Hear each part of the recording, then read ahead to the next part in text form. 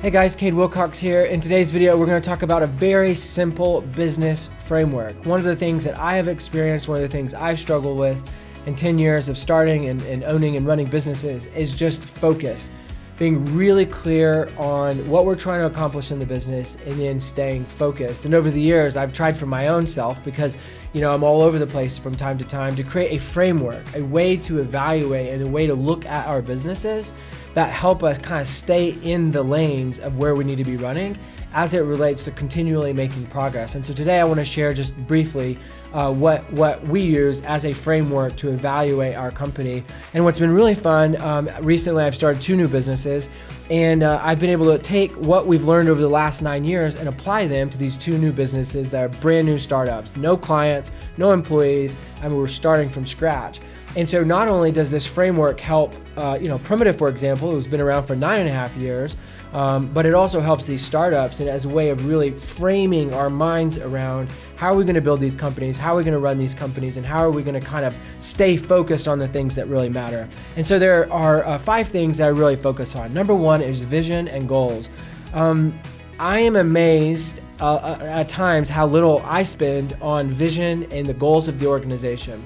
As the CEO, as the owner, it is my responsibility to at least lead the charge with our leadership team to create vision, to craft vision, to think about the future, and to identify what our goals and objectives are as an organization. And frankly, I just sometimes forget to do it. I forget to prioritize creating space and identifying time on the calendar to really focus on vision and goals related to the organization. And 10 years into working with a lot of other business owners, it's really true of, I would say 90+% of the business owners and leaders that we work with and that we partner with struggle with the exact same thing.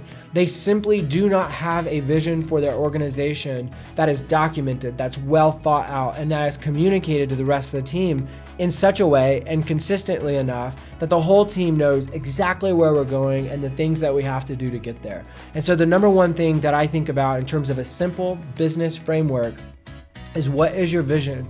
Where are you going? Why are you trying to get there? And what are the important necessary steps to get from where you're at to where you're trying to go? And so that's the first thing. The second thing is people. I hear this all the time and I say this all the time. People is more important than everything. If you don't have great people, if you don't have a great culture, you have nothing. You can have the best product and service in the world. You can provide all kinds of value in whatever the goods and services you are providing are. But if you don't have good people, if you don't have a good culture, then you really have nothing. And so one of the things that we've learned the hard way and that we've really invested in and have started to take really serious over the last couple of years is really focusing on and prioritizing people and culture over everything, over finances, over clients, over our products and services and the delivery of those things. They're all important, and we'll get to those in a minute, but nothing is more important than people. And that's the second thing that we really, really focus on as it relates to a simple business framework. The third thing is operations. What are the systems and processes in place that are providing a mechanism or a foundation for delivering your products and services? So it's really straightforward. It's really simple, at least in theory.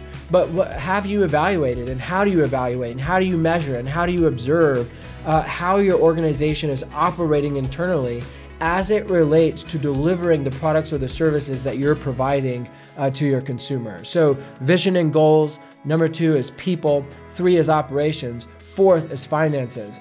One of the things that we've learned at one of our companies, Primitive, over the last several years is that we did not take our finances serious enough.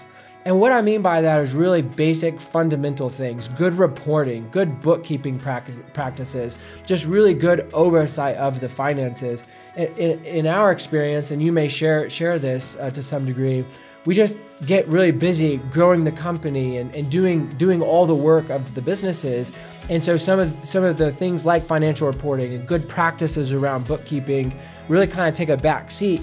Not because they're not important to you, at least in theory, but because you get busy doing other things.